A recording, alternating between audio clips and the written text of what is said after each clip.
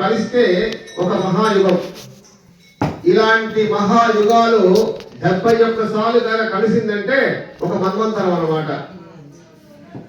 ఈ మన్వంతరంలో కూడా సృష్టికర్త బ్రహ్మ అనేది ఒక పోస్ట్. ఎలాగైతే మన ప్రపంచంలో సీఎం పిఎంస్ ఉంటారో వాళ్ళ పరిమాణం 5 సంవత్సరాలు, అలాగే బ్రహ్మ కూడా ఒక పదవి కాలంలో ఆయన నిర్దేశించినప్పుడు ఈశ్వరుడు సృష్టి చేస్తుంటాడు. ఇప్పుడు ఉండేది వైవస్వ మన్వంతరం. వైవస్వతం అనేటువంటి మనువు పరిపాలిస్తున్నాడు, బ్రహ్మస్థానంలో ఉన్నాడు. ఆయన తర్వాత వచ్చేది బలిచక్రవర్తి వస్తాడు. పురాణ ప్రకారంగా, వేద ప్రమాణం ప్రకారంగా ఆయనకు స్థితికారకుడే మహావిష్ణువుకు ఒక చిన్న రచ్చ వస్తుంది. నువ్వు గొప్ప నేను గొప్ప అనేసి. కాదు, నేను నీ గర్భంలో పుట్టినా కూడా నీకంటే ముందు నేను ఉన్నానని బ్రహ్మ విధంగా వాదిస్తాడు. మహావిష్ణువు ఒప్పుకోడు.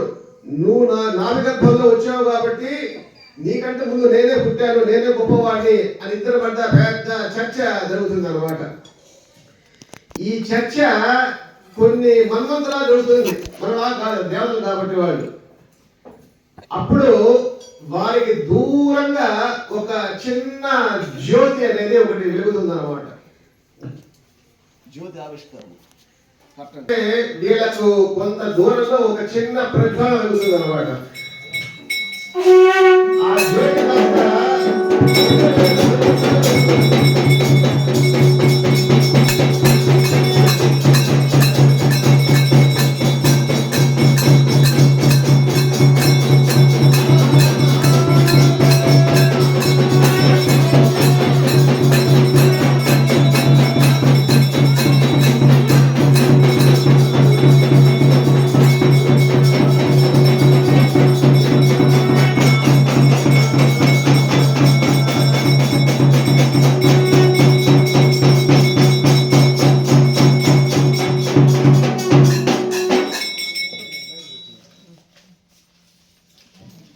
అలాగా వాడు దగ్గరికి వెళ్ళినప్పుడు చిన్నగా ఉన్న జ్యోతి అలా విభత్సంగా పెరిగిపోతుంటుంది. ఆపాతాళ నభస్థలాంత భువన బ్రహ్మాండమావిష్పురతే. కింద ఉండేటువంటి సప్త లోకాలు కిందే కూడా కింద నుంచి మొదలైపోతుంది. అప్పుడు బ్రహ్మదేవుడు ఆయన వరాహ రూపం దాల్చి భూమి తీర్చుకుంటూ లోపలికి పోతాడు. హంసగా బ్రహ్మ ఊర్ధ్వలోకాలు పోతాడు. వీళ్ళిద్దరు కూడా పోటాపోటీగా దీని ఆది అంతం ఎక్కడుంది, దీన్ని తెలుసుకోవాలా అనే విధంగా అనేక మన్వంతరాలు ప్రయాణం చేసి చేసి చేసి అలసిపోతారు.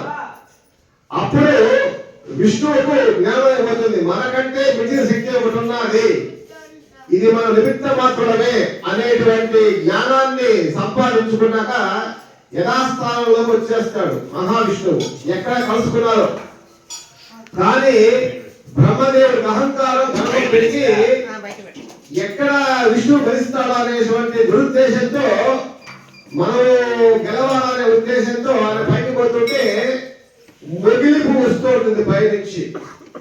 అప్పుడు మొగిలిపు అడుగుతాడు, నేను ఈ యొక్క జ్యోతికి శీర్ష భాగాన్ని చూశాను అని నాకు చెప్పు, నువ్వు నాకు సాక్ష్యం చెప్పు మహావిష్ణువుగా చెప్తే బ్రహ్మదేవుడు ఎక్కడ చూపిస్తాడన్న ఉద్దేశంతో అలాగే స్వామి నేను చెప్తానంటది మొగిలి పువ్వు.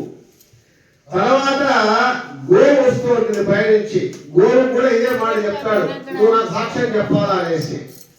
అప్పుడు బ్రహ్మదేవుడు, మొగిలి పువ్వు, ఆవు ముగ్గురు కూడా మహావిష్ణువు దగ్గరికి వస్తే, నేను ఈ యొక్క జ్యోతి స్వరూపానికి మొదలు శీర్ష భాగం చూశాను, నాకు సాక్ష్యం ఇదిగో ఈ గోవు ఉన్నది, ఈ మొగిలి పువ్వు ఉన్నది అని చెప్తే ఆయన చెప్పిన అబద్ధానికి పరమేశ్వరుడు ఉగ్రరూపాన్ని దాల్చి జ్యోతిలో నుంచి ప్రజ్వలనం అవుతాడు అనమాట. ప్రజ్వలమైనప్పుడు ఆ యొక్క బ్రహ్మదేవుడు చెప్పిన అబద్ధానికి కాను ఆయనకి శాపం పెడతాడు. మహావిష్ణువు తప్పు తెలుసుకొని జ్ఞానంతో విలువతో తాను నిమిత్త మాత్రమైనటువంటి విషయాన్ని తెలుసుకున్నాడు. నువ్వు మాత్రం అహంకారంతో గర్వంతో అబద్ధం చెప్పి నేను పువ్వాడిని వినిపించుకోవడం చూస్తున్నావు కాబట్టి నీకు భూలోకంలో ఎక్కడా పూజలు దొరకవు, నీకు గుళ్ళు ఉండవు అని శాపం పెడతాడు. బ్రహ్మదేవుడికి ఎక్కడ గుళ్ళు ఉండవు, ఎక్కడో అడ్డుగా ఉంటుంది. అలాగే మొగిలి పువ్వు పోయి శాపం పెట్టాడు. నువ్వు బ్రహ్మదేవుడు వ్రతంతో శపథం చెప్పావు కాబట్టి నువ్వు నా పూజకు పనికిరావు, ఈ క్షణం నుంచి ఎవరు పూజ చేస్తారో ఆ పూజను స్వీకరించను అని మొగిలి పువ్వు శాపం పెట్టాడు. గోవు పోయి శాపం పెట్టాడు. నువ్వు ధర్మస్వరూపుడివి, ధర్మానికి సంకేతమే, సకల దేవత స్వరూపుడి కాబట్టి నువ్వు బ్రహ్మకు అబద్ధం చెప్పినావు కాబట్టి ఎవరైతే నీ ముఖం చూస్తారో నెలవాడుతో వాళ్ళకి అనేక రకాల కష్టాలు బాధలు కలుగుతుంది అని చెప్పేసి గోవు శాపిస్తాడు. అప్పుడు పరమేశ్వరుడు ఈ మహావిష్ణువు నా సమవుజ్జి, మేమిద్దరం ఒకటే, శివాయ విష్ణు రూపాయ శివ రూపాయ విష్ణవే అన్నట్టు నాకు ఎలా ఉందో శక్తి సామర్థ్యాలు అలాగే మహావిష్ణువు కూడా ఉంటుంది. భూలోకంలో సకల లోకాల్లో కూడా ఈ ఒక మహావిష్ణువుకు నాకు గుళ్ళు గోపురాలు బట్టి భక్తులు పూజలు చేస్తారు అని వరం ఇస్తారు. అది ఈ యొక్క లింగోద్భవ కాలానికి విశేషమైన ఘట్టం ఇది. హర పార్వతీ పదయే